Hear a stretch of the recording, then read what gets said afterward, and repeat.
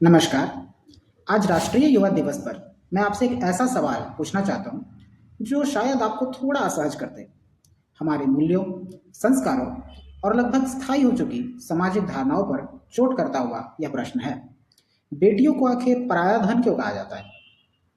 आपसे इस धैर्य की आशा करता हूँ कि आप इस वीडियो को बिना किसी पूर्वाग्रह के अंत तक देखेंगे। आज भी हमारे समाज में, विशेषकर ग्रामीण परिवेश में, उत्तम शिक्षा और भविष्य में पैतृक संपत्ति का असल हकदार केवल बेटों को माना जाता है।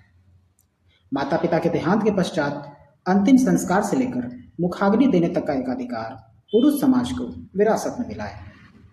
यह पावर डायनामिक्स आपको परिवार में दैनिक जीवन में भी देखने को मिलता है।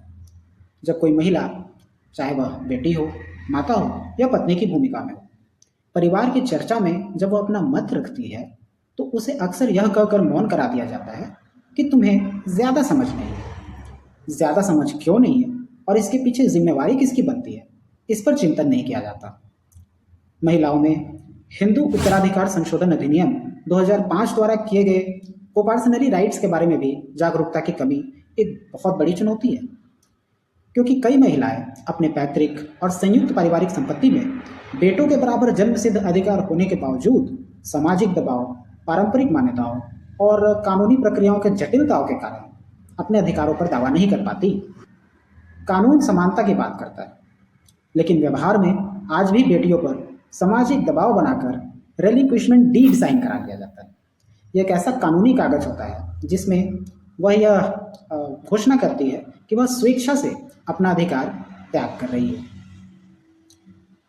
और कई बार तो उन्हें यह भी अपराध बोध कराया जाता है कि अपने भाई का हक मांगना गलत है।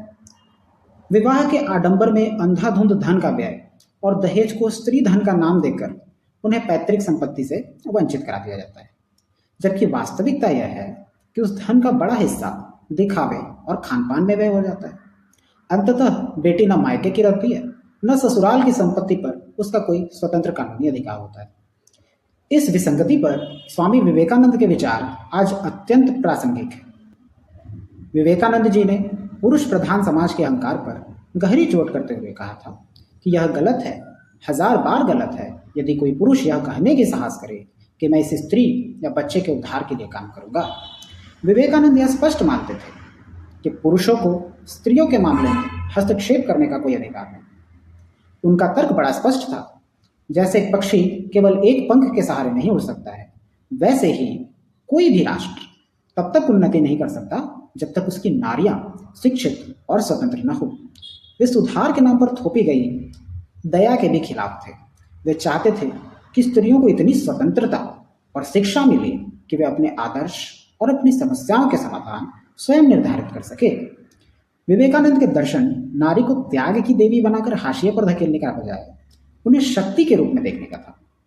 वे सुरक्षा के नाम पर उनके आत्मसम्मान को कुचलने के कट्टर विरोधी थे।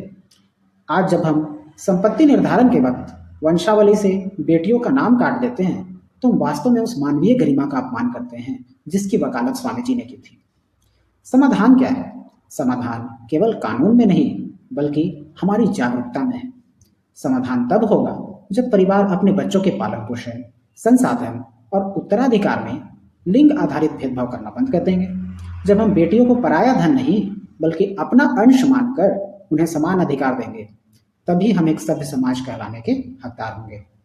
स्वामी विवेकानंद ने कहा था कि सच्चा राष्ट्रभक्त वही है जो सबके लिए न्याय की सोचता है। तो आइए इस युवा दिवस पर हम एक संकल्प लें कि हम स्त्रियों को उद्धार की वस्तु नहीं बल्कि अधिकार की स्वामिनी बनाएंगे। बहुत बहुत धन्यवाद।